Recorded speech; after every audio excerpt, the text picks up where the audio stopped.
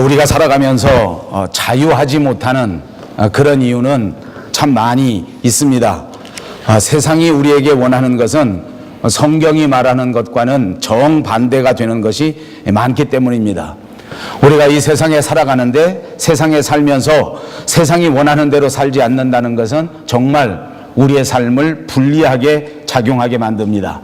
세상에서 돈을 버는 일, 그리고 세상에서 좋은 직장을 선택하여 그 직장을 얻는 일, 그리고 세상에 살면서 명예를 높이는 일, 그리고 남녀가 서로 만나 결혼하는 일, 그리고 세상에서 안정되게 생활을 영위하는 일, 이런 모든 일들에 있어서 세상의 원리가 있는데 그 세상적인 원리를 따르지 않는다고 하는 것은 결코 간단하지가 않습니다.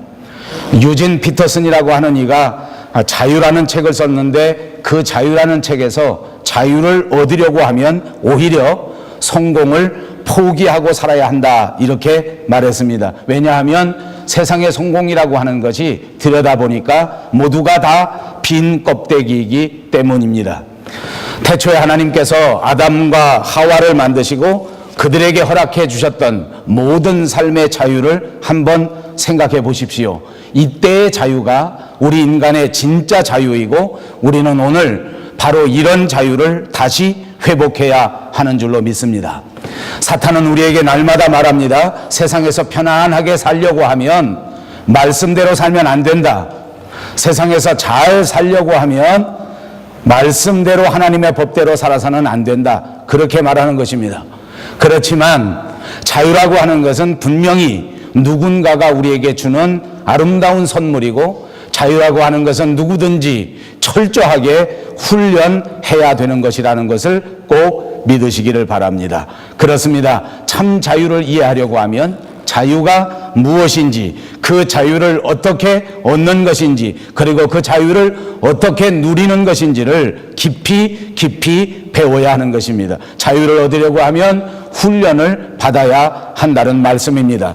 저는 신앙도 똑같은 것이라고 생각합니다. 신앙은 누군가가 우리에게 주시는 아름다운 선물입니다. 그리고 그 신앙이야말로 철저하게 훈련해야 하는 아름다운 기술입니다. 그러므로 참다운 신앙을 가지려고 하면 정확하게 그리고 분명하게 그 자유를 배우고 그 자유에 대하여 훈련해야 한다는 사실을 꼭 믿으시기를 바랍니다.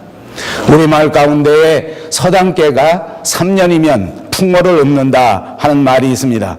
예수님의 제자들은 예수님을 3년 동안 따라다니면서 결과적으로 그들이 감당할 수 없는 엄청난 큰 역사를 이루는 일꾼들이 되었습니다. 그러므로 이 제자들의 삶처럼 저와 여러분들의 인생은 그 삶이 변화의 세월이 되어야 하는 것입니다. 훈련의 세월이 되어야 하고 변화의 세월이 되어 하나님 앞에 영광 돌리는 아름다운 성도님들이 다 되시기를 주님의 이름으로 축복합니다. 예수님께서는 우리가 그냥 왔다 갔다 하는 예배자 또는 그냥 허울뿐인 종교를 믿는 종교인을 만들려고 그렇게 희생해서 십자가에 돌아가신 것이 아닙니다. 그러므로 성도는 날마다 예수님의 희생을 생각하면서 그 인격이 변화해야 되고 그 생각도 변화되어야 하고 그 인성도 변화되어야 하고 그 신앙의 내용조차도 완전히 변해야 되는 것을 꼭 아시기 바랍니다. 그래서 받은 믿음을 가지고 받은 자유를 가지고 하나님의 뜻을 이 땅 위에 펼쳐내고 하나님 앞에 기쁨을 드릴 수 있는 그런 신앙인들이 다 되어야 하는 것입니다. 자유와 구속, 그것은 마치 손바닥의 앞면과 또 뒷면과 같습니다. 하나님을 붙잡고 고난 가운데서도 흔들리지 않고 나가면 얼마든지 힘든 여건 속에서도 자유하면서 행복하게 살아갈 수 있는 것입니다. 자유, 그렇게 말하면 정치적인 자유가 생각납니다.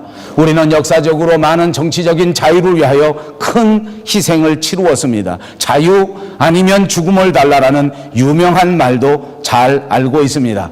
그런가 하면 육체적 자유도 무시할 수가 없습니다.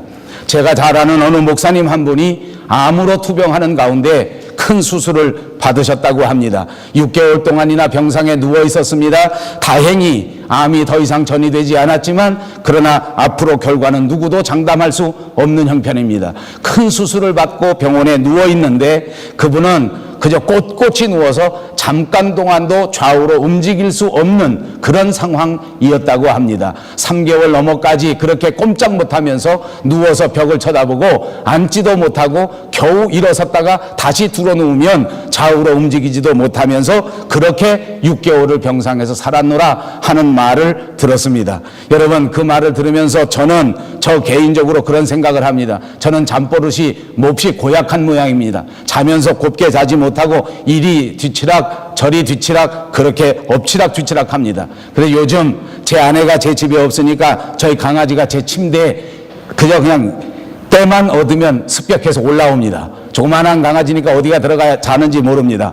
분명히 저녁에는 제 품에 들어와서 자고 제 이불 속에 들어와서 자는데 아침에 일어나 보면 자기 집에 다시 가 있습니다. 저는 분명히 압니다. 왜냐하면 제가 좌우로 움직이면서 그 아이를 많이 때리기 때문에 아마 그가 그냥 도망가서 다시 자기 집에 가는 것 같습니다. 여러분, 우리가 잠자면서 엎치락 뒤치락 할 수 있는 것이 엄청난 자유라고 하는 사실은 우리가 체험해보지 않은 사람은 알지 못하는 것입니다. 날마다 숨을 쉬고 손발을 마음대로 움직이고 마음대로 걸을 수 있고 마음대로 뛸 수 있다는 자체는 하나님께서 우리에게 주신 엄청난 은혜요, 엄청난 선물입니다. 이런 육체적 자유도 우리가 살아가는 동안 무시할 수 없는 것입니다. 물질 생활에도 자유는 정말 중요합니다. 물질 때문에 매여서 하고 싶은 일을 하지 못하고 물질 때문에 원하는 일을 하지 못하는 경우가 얼마든지 있기 때문입니다. 그러므로 물질 생활에도 자유로운 것이 참 좋은 것 같습니다. 그리고 그것만이 아닙니다. 세상에 살면서 사람이 사람 대접받으면서 사는 것도 큰 자유입니다. 많은 사람들이 허울은 사람이지만 사람 대접을 받지 못합니다. 사람들 사이에서 그렇게 자유롭게 사람같이 살아가지 못하는 사람들이 얼마나 많은지 모릅니다.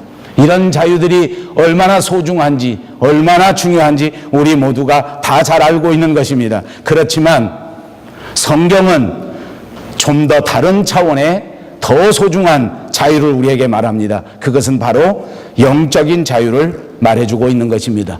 죄에 대하여 죄의 종으로 살았던 삶에서부터 벗어나 완전한 자유를 얻는 그 자유를 우리에게 말해주고 있습니다. 종이나 노예는 무엇입니까? 태어나면서부터 종이 되고 태어나면서부터 노예가 되어 자유 없는 인생을 살다가 그대로 자유 없는 상태에서 죽음을 당하게 되는 것입니다. 저와 여러분, 아니 인간들 모두가 다 죄의 종이었습니다. 그런데 예수 그리스도라고 하는 그분, 십자가 위에서 우리를 위하여 희생해 주신 그 그리스도를 통하여 우리는 영적 자유를 얻게 된 것입니다. 그렇게 중요한 것이 영적 자유요, 그렇게 소중한 것이 영적 자유요, 우리 인생에게 있어서 가장 필요한 것이 영적 자유인 것을 꼭 믿으시기를 바랍니다. 좌우에 있는 분들과 다시 한번 인사합니다. 그리스도 안에서 자유하시기를 바랍니다. 그리스도 안에서 자유하시기 바랍니다. 성경에서는 참 자유를 얻으려고 하면 역설적으로 죽어야 한다, 이렇게 말씀하고 있습니다. 과연 무엇이 죽어야 우리가 진짜 자유를 얻을 수 있는 것인가 하는 것을 함께 생각해 보려고 합니다. 첫 번째로는 율법의 남편이 죽어야 한다, 이렇게 말합니다. 여러분, 우리가 그리스도 안에서 새 사람이 되었습니다. 우리가 새 사람이 되었다고 하는 것을 여러분들은 과연 어떻게 이해하고 계십니까? 새 사람이 되면 얼굴이 달라지는 것이겠습니까? 새 사람이 되면 몸무게가 달라지는 것을 말하는 것은 아닐 것입니다. 많은 사람들이 착각합니다마는 얼굴을 뜯어 고쳤다고 해서 새 사람이 되는 것은 아닙니다. 우리의 삶이 달라진 것을 말하는 것입니다. 새로운 사람이라고 하는 것은 생각이 달라지고 행동이 달라지고 언사가 달라지고 삶이 달라진 사람들을 가르쳐 새로운 사람이라고 말하는 것입니다. 여러분, 진정한 자유는 남편이 바뀌는 것입니다. 진정한 자유는 주인이 바뀌었다는 말입니다. 우리가 강해하고 있는 이 로마서는 정말 귀한 책입니다. 그런데 해석하기가 또 쉽지가 않습니다. 그 내용이 조금 어렵습니다. 그 중에서도 오늘 우리가 강의하는 이 7장은 훨씬 더 어렵습니다. 유명한 신학자마저도 이 대목을 강의하면서 내가 할 수 있는 강해, 내가 할 수 있는 주석은 이 로마서 7장이 너무 어렵다, 이거밖에 없다라고 고백한 적도 있습니다. 자, 이제 정확한 것인지는 모르겠지만 이렇게 비유로 풀어봅니다. 어떤 여자가 있었습니다. 다른 여자들보다 아주 예쁘게 생겼습니다. 그래서 늘 남자들의 표적이 됐고 남자들이 날마다 그 여자를 어떻게 하든지 그 여자와 사귀어 보려고 그렇게 노력을 했다고 합니다. 어느 날 어떤 남자가 강제로 이 여자를 억지로 데리고 가서 이 여자는 이 남자에게 원치 않는 그런 범행을 당했습니다. 요즘으로는 큰 범죄입니다만 옛날에는 남자들이 용감한 사람들은 가끔 이런 짓을 많이 했습니다. 강제로 몸을 망친 것입니다. 요즘에는 이런 일이 잘 없겠습니다만 과거에는 이런 일을 한번 당하게 되니까 이것이 내 운명이요, 이것이 내 살아가는 것이다. 여자가 태어나서 살아가면서 남자들을 많이 볼 수 있는 것이 아니기 때문에 할 수 없이 억지로 당했지만, 강제로 당했지만 이 남자하고 살아야 된다라고 생각해서 이 남자와 결혼하고 그리고 일생을 같이 살게 되었습니다. 그 남편과 같이 살아갑니다. 그러나 사랑할 리가 없지 않습니까? 억지로 강제로 당한 것 때문에 사는 것이지 삶에서 사랑이 생겨지지 않습니다. 살아가는 동안 힘듭니다. 살아가는 동안 어렵습니다. 그런데 10년 지나고 20년 지나는 동안에 이상한 일이 생겼습니다. 갑자기 이 여자에게 다른 남자가 생긴 것입니다. 이 다른 남자는 정말 마음속 깊은 곳에서부터 진실한 사랑을 이 여자에게 보내줍니다. 그리고 이 여자도 그 남자가 싫지 않습니다. 얼마나 좋은지 인생이 새로운 것 같습니다. 새로운 세계가 활짝 열린 것 같습니다. 남자가 너무너무 좋습니다. 그러나 여러분, 안타깝게도 방법이 없습니다. 남편이 있는데 만약 이 남자와 무슨 일을 벌린다고 하면 그것은 간음이요, 그것은 간통입니다. 그런데 남편이 죽었습니다. 그때부터 이 여자는 자유입니다. 오늘 본문에서는 율법이라고 하는 남편이 우리를 지배하고 있다고 비유해서 말씀해 주고 있습니다. 예수 그리스도는 우리를 사랑하십니다. 예수 그리스도는 우리 일생에 기대하지 못했던 새로운 사람으로 우리에게 다가오셔서 진실한 사랑, 아름다운 사랑, 성숙한 사랑을 우리에게 베풀어 주셨습니다. 그럼에도 불구하고 여전히 우리는 율법이라고 하는 남편 아래 있는 것입니다. 그런데 여러분, 제가 예로 들어드린 것처럼 어느 날 갑자기 이 남편이 죽어주면, 그러면 우리가 자유로워서 얼마든지 예수 그리스도와 더불어 아름다운 신앙의 삶을 살아갈 것인데 율법이 죽지를 않습니다. 율법은 지금도 살아 있습니다. 율법은 여전히 우리를 얽매이고 있습니다. 율법은 죄를 정죄합니다. 사랑하는 여러분, 율법이 죽었습니까? 지금 율법이 없습니까? 율법이 있습니다. 그런데 성경의 말씀을 보니까 율법 남편이 죽었다는 것입니다. 언제 율법 남편이 죽었습니까? 과연 율법이라고 하는 남편이 죽었다는 것은 무슨 의미가 있는 것입니까? 그것은 이렇게 해석할 수 있습니다. 율법의 남편이 죽었다는 것은 율법이 자리 잡고 있지 않다는 것입니다. 율법이 남편의 자리에 있지 않습니다. 율법이 자리할 수 없게 되면 그것이 율법이 죽은 것과 동일한 효과를 낼 수 있는 것입니다. 여러분, 죽으면 어떻게 됩니까? 보이지가 않습니다. 안 보이는 것이 바로 죽음입니다. 율법이 보이지 않는다는 말은 바로 이런 의미가 있다는 것입니다. 여러분, 지구상의 율법이 모두가 다 죽어서 없어졌다는 것은 아닙니다. 예를 들어 봅니다. 살고 있는 우리의 세상에서는 많은 법들이 있습니다. 법이 질서를 유지하고 법이 우리의 삶을 윤택하게 하는 것이 분명합니다. 법 때문에 저와 여러분이 안전하게 살아가고 있는 것입니다. 도로교통법이 있습니다. 이 도로교통법 때문에 모든 사람들이 원활하게 교통질서를 지키고 그리고 그것 때문에 원활하게 교통을 이루어내고 되고 있는 것입니다. 나라에는 법이 있습니다. 사회에도 법이 있습니다. 교회 안에도 법이 있습니다. 우리 양심에는 양심의 법이 있습니다. 양심의 법이 있기 때문에 우리는 사람답게 살아갈 수 있는 것입니다. 이혼에도 법이 있습니다. 제가 얼마 전에 전화를 받았습니다. 한국에 제가 알고 있었던 어느 분들이 서로 안타깝지만 이혼하게 되었다는 것입니다. 그러면서 제게 부탁합니다. 목사님께서 증인을 서주어야 한다.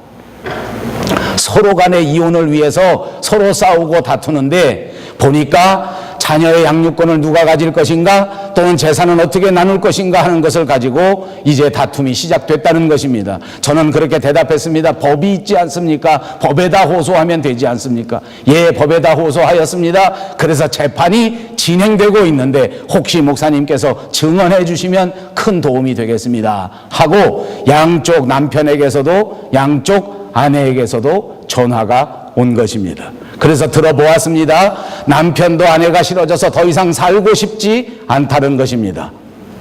또 반대도 마찬가지입니다. 그런데 문제는 이제 남은 아이를 누가 기를 것인가? 양육비는 어떻게 할 것인가? 재산은 어떻게 나눌 것인가? 여기에는 서로 한 발짝도 양보하지 않는 것입니다. 제가 물어보았습니다. 같이 살지도 않을 것인데 이혼하면 되지 않느냐? 아직 나이 젊으니까 이혼하고 그래 정말 하나님 앞에 깊이 기도하고 좋은 배필 만나서 다시 잘 살으라 이렇게 권면해 주었습니다. 예, 목사님 그렇게 하겠습니다. 그런데 아이만큼은 안 되겠습니다. 또 반대편도 마찬가지입니다. 만약 저 사람이 회개하고 돌아오면 받아주고 같이 살 것인가 물어보았더니 아니요, 꿈에도 다시 같이 살지 않겠습니다. 그러면 빨리 이혼해 줄 일이지 왜 안 하느냐 물어보았더니 마찬가지입니다. 아이도 아이이고 재산을 한 푼도 줄 수가 없습니다. 저 여자 때문에 내가 인생 망쳤기 때문에 도저히 돈을 주기는커녕 돈을 받아야 되겠다 이러고 싸우는 것입니다. 그래서 제가 그랬습니다. 그러면 재판한다는데 법에서 이혼해 주지 않느냐 물어보았더니 요즘 우리 한국도 법이 많이 바뀌어서 이런 쟁점이 있는 사람들은 쉽게 이혼시켜 주지 않는답니다. 6달이 됐는데 아직도 판정이 나지 않고 조사관들이 들어서서 각자의 사람들을 조사해서 과연 과거에 누가 더 많이 잘못했는가, 누가 더 잘했는가, 재산은 어떻게 형성했는가 하는 것을 조사하는데 그거 조사하는 과정이 3개월도 넘어간답니다. 그래서 내가 물어보았습니다. 아니 무슨 법이 그런 법이 다 있다냐 하고 물어보았더니 그런 법이 있습니다 하고 대답을 하는 것입니다. 그렇습니다. 법이 있습니다. 여러분 아셨습니까? 여러분들도 잘 모르셨을 것입니다. 그러나 이 법을 잘 아는 분도 있습니다. 왜냐하면 마음속에 이혼을 깊이 생각하는 사람은 이런 법에 대하여 정통할 수밖에 없는 것 아닙니까? 제가 이 말씀 드리는 이유가 무엇입니까? 우리들 가운데는 이런 법이 전혀 필요 없는 사람들이 있습니다. 왜냐하면 꿈에도 생각하지 않기 때문입니다. 한 번도 상상조차 하지 않았기 때문입니다. 여러분, 그리스도인에게도 여전히 율법이 그림자처럼 남아있을 수 있습니다. 그러나 그리스도인들에게는 이 율법이 전혀 해당이 없습니다. 한 번도 율법이 필요하지 않기 때문입니다. 한 번도 율법에 따라 살아갈 것을 생각하지 않기 때문에 오직 예수 그리스도의 사랑으로 살아가고 있는 저와 여러분들에게 더 이상 율법은 필요 없게 된 것입니다. 믿습니까? 율법에 매이지 않습니다. 율법이 필요하지 않습니다. 여러분, 우리가 한국 사람으로 대한민국에 살면 너나 할 것 없이 대한민국 법에 의하여 살아야 합니다. 그러나 캐나다에 왔습니다. 캐나다에 이민 와서 캐나다 영주권을 받고 캐나다 시민권을 받았습니다. 이제 더 이상 한국 법은 저희들과 관계가 없습니다. 저희들에게는 한국 법은 모두가 다 죽은 것입니다. 우리가 이 세상 살아가는 동안 우리는 캐나다에서 정한 모든 법들을 성실하게 따르면 되는 것입니다. 마찬가지로 우리는 모든 율법에서 완전히 풀려난 것을 믿으시기 바랍니다. 이제는 우리가 살아가는 동안 예수 그리스도의 십자가, 그 생명의 법, 그 사랑의 법의 원리대로 살아가면 되는 것을 믿으시기를 바랍니다. 예수님이 십자가 위에서 우리를 위하여 희생해 주신 그 다음부터 우리는 이토록 완전히 소속이 달라졌습니다. 시민권이 달라진 것입니다. 이제는 더 이상 율법과 관계가 없습니다. 지배를 받지 않습니다. 참다운 자유를 얻게 되었다는 말씀인 것입니다. 이 자유를 받아 누리시는 여러분 되시기를 다시 한번 주님의 이름으로 축복합니다. 두 번째로는 욕망이 죽어야 자유자가 되는 것입니다. 사람에게는 누구에게나 욕망이 있습니다.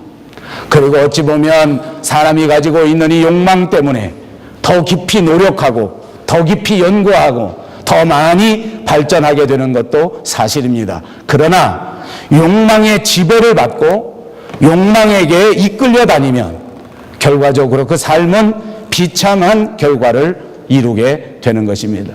어떤 사람들은 쾌락의 욕망에 의해서 살아가다가 결국 패가 망신하는 사람들이 있습니다. 기쁨과 쾌락은 전혀 다른 것입니다.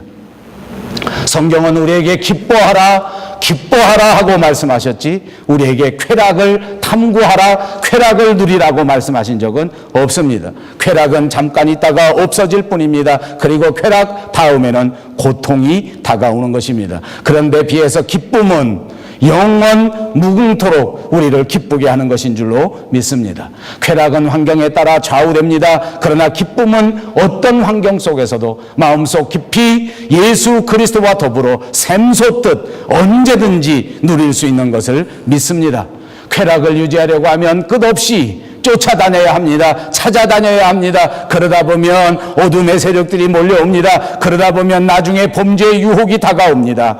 그러나 기쁨은 쫓아다닐 필요가 없습니다. 예수님께서 날마다 우리 가정 안에, 우리 마음 안에, 우리 교회 안에 샘솟도록 넘치도록 충만하게 나리워 주실 줄로 믿습니다. 이런 기쁨이 있을 때 유혹도 물리칠 수 있습니다. 이런 기쁨이 있을 때 모든 욕망도 물리칠 수 있는 것입니다. 쾌락은 끝나는 것이지 계속되는 것이 아닙니다. 여러분, 여자들에게는 누구에게나 아름다워지겠다고 하는 욕망이 있습니다. 그런 욕망을 이용해서 화장품이 만들어졌습니다. 여러분, 화장품의 역사를 놓고 보니까 우리 인류의 역사와 비슷하다고 합니다. 어떤 분들은 화장품의 역사가 4,000년이 넘는다 이렇게 말하는 사람도 있습니다. 아무튼 사람들은 처음서부터, 특히 여자들은 아름다워지고 싶은 욕망이 있었고 그 욕망을 이용해서 돈을 벌기 위해서 화장품이 나오게 된 것입니다. 아름다움의 욕망 때문에 옷이 등장했습니다. 좋은 옷, 유행에 맞는 옷, 매력 있는 의상을 연구하기 위하여 끊임없이 날마다 새로운 상품들이 쏟아져 나오고 있습니다. 여러분, 이렇게 화장품으로 화장을 하고 이렇게 예쁜 옷을 입어서 아름다워지겠다고 하는 것은 차라리 애교인지도 모릅니다. 이제 요즘에는 사람들이 더 심각해졌습니다. 얼굴을 뜯어고칩니다. 더 무지막지한 것은 몸도 뜯어고칩니다. 턱도 꺼내서 깎아서 다시 집어넣습니다. 모든 뼈들도 전부 다시 맞추어냅니다. 그리고 허리도 그리고 종아리도 전부 수술해서 새롭게 고쳐냅니다. 그렇게 해서 아름다워지겠다고 하는 것입니다. 한 번만 하는 것이 아닙니다. 2번, 3번, 5번 이렇게 한다는 것입니다. 요즘은 여자들만 그런 것이 아닙니다. 요즘은 남자들도 그럽니다. 어느 날 TV를 보니까 유명한 가수 한 분도 수술을 했다고 합니다. 눈썹을 새로 만들고 머리를 새로 심고, 그래도 모자라서 또 팔에 어깨를 근육을 더 많이 붙이기 위해서 약을 먹고, 남자들도 요즘은 눈, 코, 입을 다 고친답니다. 왜 그렇습니까? 남자들에게도 이런 욕망이 있기 때문입니다. 여러분, 외모가 아름답다고 해서 예쁜 것은 아닙니다. 마음이 고와야 예쁜 것입니다. 마음이 아름다워야 합니다. 마음을 아름답게 하시기를 주님의 이름으로 축복합니다. 여러분의 마음에 더럽고 추악한 욕심을 다 내어 던지고 비워버리고, 그리고 여러분의 마음속에 아름다운 노래, 아름다운 말씀, 아름다운 은혜를 꽉꽉 채워 놓으시면 여러분들 모두가 다 아름다운 사람이 되는 것을 믿으시기를 바랍니다. 마음을 고치세요. 마음을 새롭게 하세요. 마음을 수술하세요. 하다가 안 되면 좀 잘라내세요. 하다가 정 안 되면 좀 뜯어서 다시 고쳐보세요. 뭘 갖고 싶다, 안 가지면 못 견디겠다, 이런 마음 때문에 마음이 더러워지기 시작합니다. 그런 것 때문에 경쟁을 합니다. 그런 것 때문에 상처를 주는 것입니다. 여러분, 요즘 사회를 보십시오. TV를 보니까 요즘의 트렌드는 경쟁입니다. 모든 것이 경쟁입니다.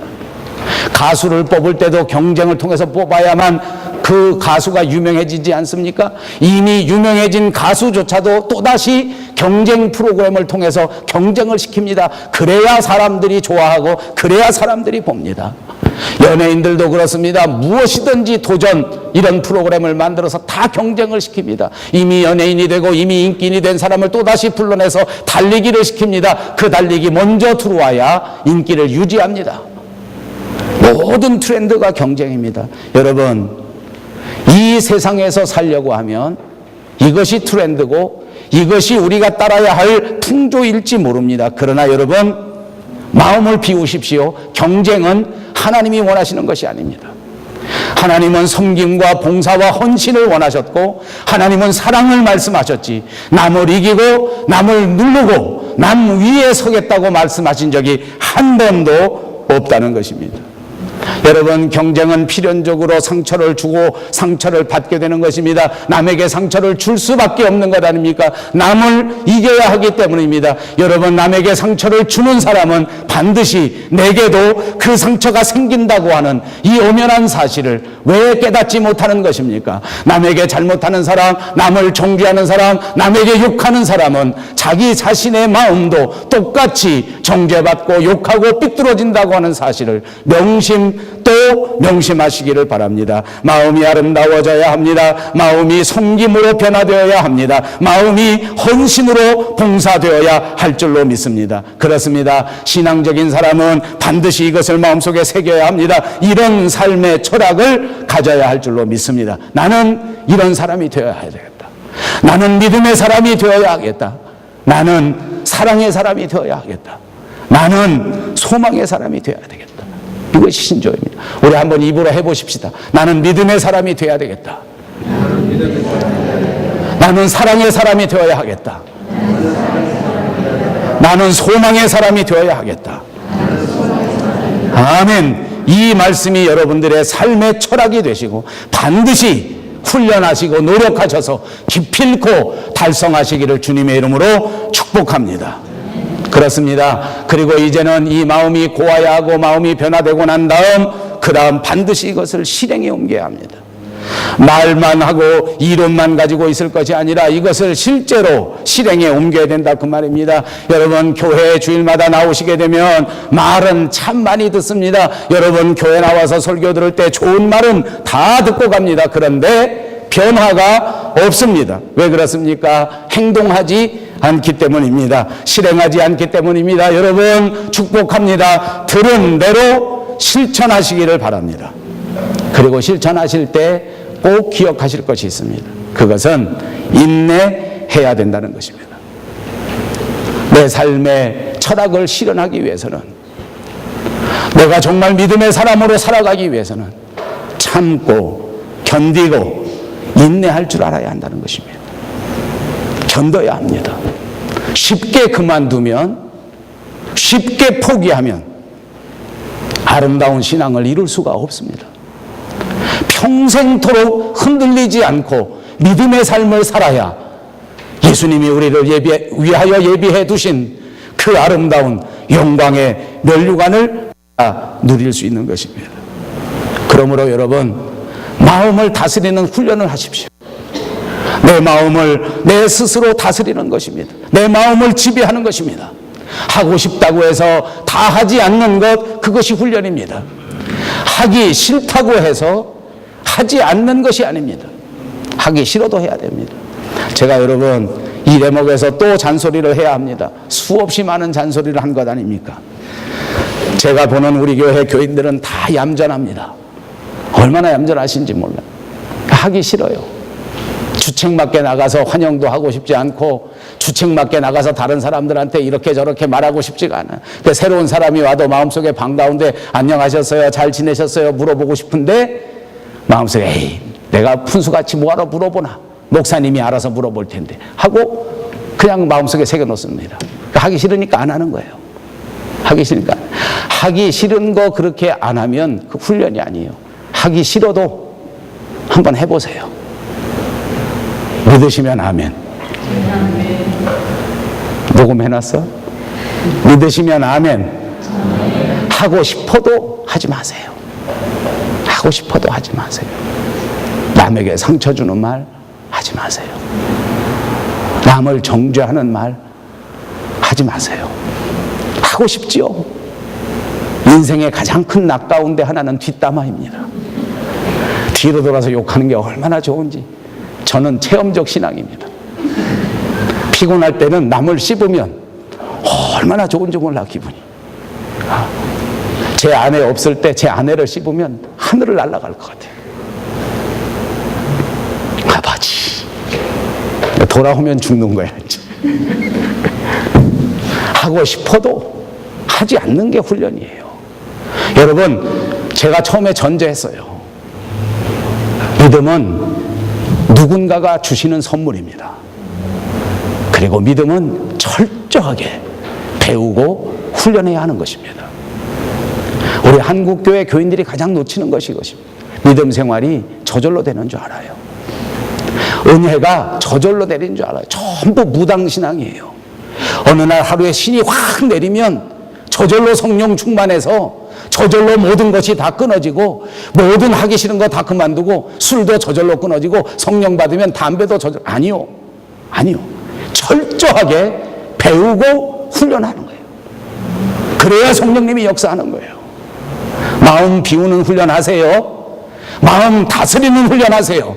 내가 내 마음을 그리스도의 사랑으로, 그리스도의 말씀으로 지배하는 것입니다. 내가 그리스도의 말씀 가운데 내 마음을 지배하기 때문에 내 마음속에서 일어나는 어두운 생각, 더러운 생각, 불안한 생각, 나쁜 생각, 미움, 다툼, 시기, 질투 모두가 다 절제할 수 있을 때 여러분 하나님 앞에 칭찬받는 그리스도인이 되는 것을 믿으시기를 바랍니다.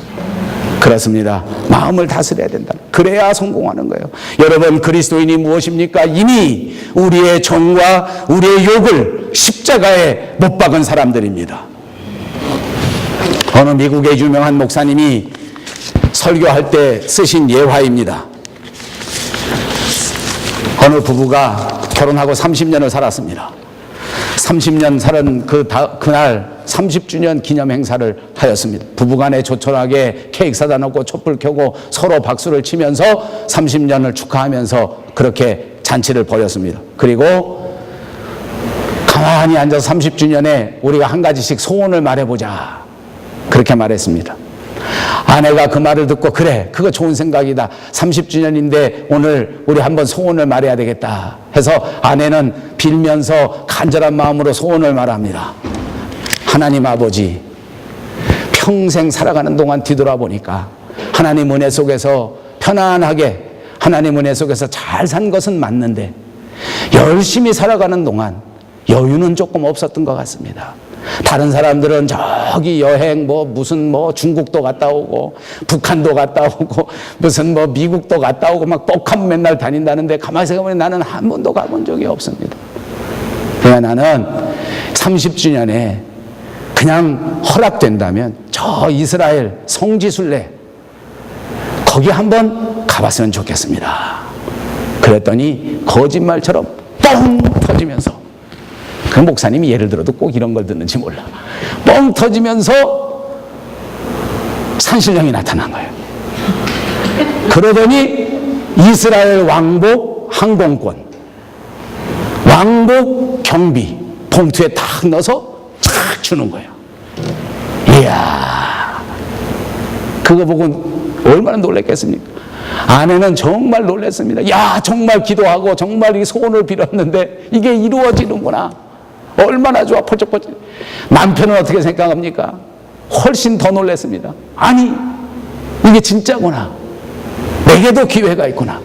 나는 무엇을 빌을까? 여러분 30주년에 뭘 빌겠습니까? 남자는 한참 생각하다가 한 번밖에 기회가 없으니까 빌었습니다. 하나님 아버지, 저는 30년 젊은 여자와 살고 싶습니다. 남자는 다 늑대입니다. 또 뻥 터졌습니다. 산신령이 나타났습니다. 그랬더니 30살짜리 예쁜 아내가 착 나타날 것이라고 생각하고 눈을 번쩍 떴습니다. 어떻게 됐습니까? 자기 아내가 그대로 있습니다. 깜짝 어떻게 된 것입니까? 어떻게 된 것입니까? 아내가 깜짝 놀라 어머 여보 당신 어떻게 된 거야? 그러고 들여다보니까 자기가 90살이 되었어요. 욕심, 탐욕, 이것이 인생을 망치는 겁니다. 그러나 여러분, 우리가 자유롭지 못한 것은 욕심 없는 사람이 어디 있습니까? 탐욕이 없는 사람이 어디 있겠습니까? 그러나 욕심과 탐욕을 다스리지 못하면 이런 비참한 늙은이가 되고 마는 것입니다. 여러분의 마음을 다스리시고 욕심과 탐욕을 죽여버리는 진정한 자유자들이 꼭 되시기를 바랍니다. 마지막 얽매였던 것에서 풀려야 자유입니다. 매여 있으면 자유하지 못한 것입니다. 어떤 사람은 시간에 매여 있습니다. 그래서 항상 말합니다. 바쁘다 바빠. 어떤 사람은 물질에 매여 있습니다. 돈 때문에 살아갑니다. 돈 생기느냐, 돈 있느냐, 돈 주느냐, 돈 주면 가고 돈 생기면 하고 돈 아니면 아무것도 하지 않습니다. 돈에 꽉 붙들려 매여 있기 때문입니다. 어떤 사람은 강아지한테 매여 있습니다. 강아지 봐줘야 되기 때문에 교회도 못 갑니다. 강아지 보느라고 출장도 못 갑니다. 그런 분도 있습니다. 여러분, 사람을 중독시키고 사람을 꽉 붙잡아 매는 몇 가지가 있습니다. 대표적인 것이 술, 두 번째 것이 이성, 그리고 세 번째 것이 마약, 그리고 네 번째 것이 도박입니다. 여러분, 술은 꼭 해야만 하는 것은 아닙니다. 안 할 수도 있습니다. 도박 꼭 해야만 하는 것이 아닙니다. 안 해도 됩니다. 그런데 안 하고 살아가질 못합니다. 이것이 문제입니다. 이걸 끊을 수 있어야 된단 말입니다. 이런 것들 때문에 문제가 생기는 것 아닙니까? 매인 것 자체가 중독입니다. 이것 자체가 병입니다. 이것이 고치기가 얼마나 힘든지 모릅니다. 성령의 능력이 있을 때에 치유가 가능한 것입니다. 성령님의 도우심을 구하면서 철저하게 훈련하시고 철저하게 노력하시고 철저하게 다스리시기를 바랍니다. 사람을 가장 어렵게 만드는 사상도 있습니다. 이런 모든 사상에서도 자유함이 필요합니다. 잘못된 사상에 매여 있지 말고 이 생각에서부터 완전히 벗어나야 한단 말입니다. 이 잘못된 사상 가운데 여러 가지가 있겠습니다만 한 가지만 지적합니다. 그것은 우리들 모두에게 있는 자기 중심 사상입니다. 자기 중심. 생각해주지 못합니다. 남을 배려해주지 못합니다. 모두가 다 자기만 생각합니다. 제가 살아보니까 제 삶의 현장 속에서 모든 사람들이 여기에서 자유하지 못합니다. 남을 위해서 생각하면 그만둘 수 있는데, 자식을 먼저 생각하고 배려해주면 이해할 수 있는데, 자식 새끼가 이럴 수가 있나? 내 중심으로 생각하니까 잠을 못 잡니다. 잠을 못 자요.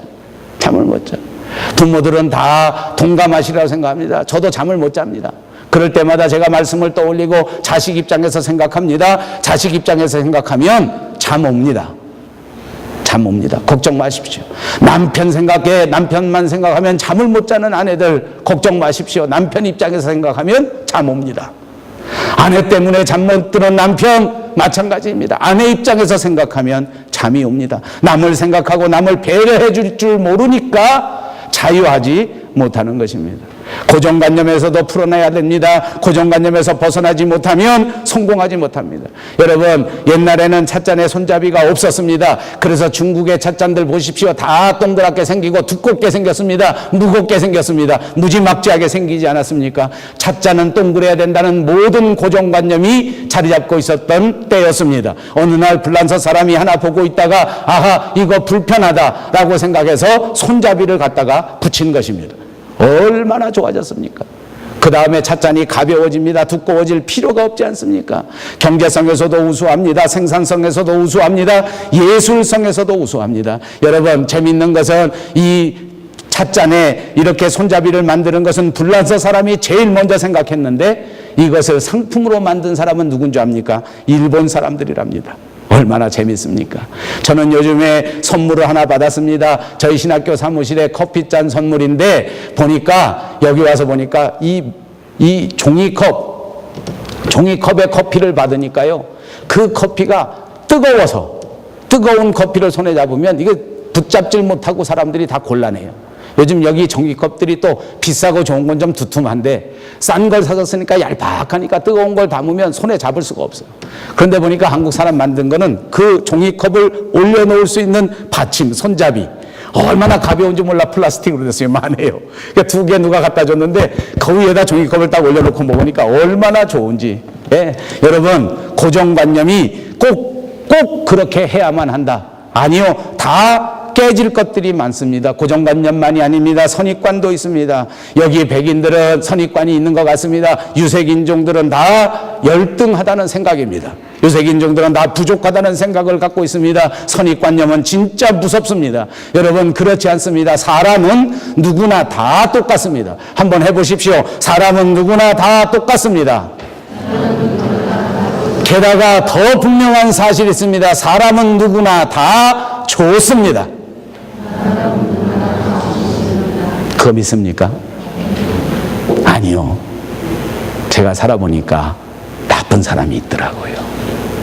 대부분 요러요러하게 생긴 사람은 나쁘더라고. 내가 그렇게 생긴 사람 아주 싫어요. 그런데 그게 아니라는 거예요. 사람은 어떻다? 다 좋다. 그런 마음으로 사람을 대할 수 있어야 돼요. 사람은 다 똑같다. 사람은 다 좋다. 이런 마음을 가지고 사람을 대할 수 있다면 우리는 더 이상 종이 아니요. 우리는 자유자입니다. 율법의 남편이 죽었습니다. 예수 안에서 자유입니다. 이제는 사랑으로 사람을 대할 수 있습니다. 이제는 사랑으로 주님 앞에 설 수 있습니다. 가장 중요한 자유는 죄에서 자유인 줄로 믿습니다. 이제 이 자유를 받아 누리시고 세상의 모든 정치, 경제, 문화, 물질 모든 것에서부터 완전히 자유하시기를 바랍니다. 그러므로 오늘 말씀 안에서 죽어야 합니다. 모든 쾌락에서 욕망에서 모든 것들을 다 죽어야 합니다. 매인돼서 풀려야 합니다. 무덤에 있어서는 안 됩니다. 예수 그리스도의 말씀을 의지하여 무덤에서 일어나 과감하게 예수 그리스도 앞으로 뚜벅뚜벅 걸어갈 수 있는 완전한 자유자들이 되시기를 다시 한번 주님의 이름으로 축복합니다.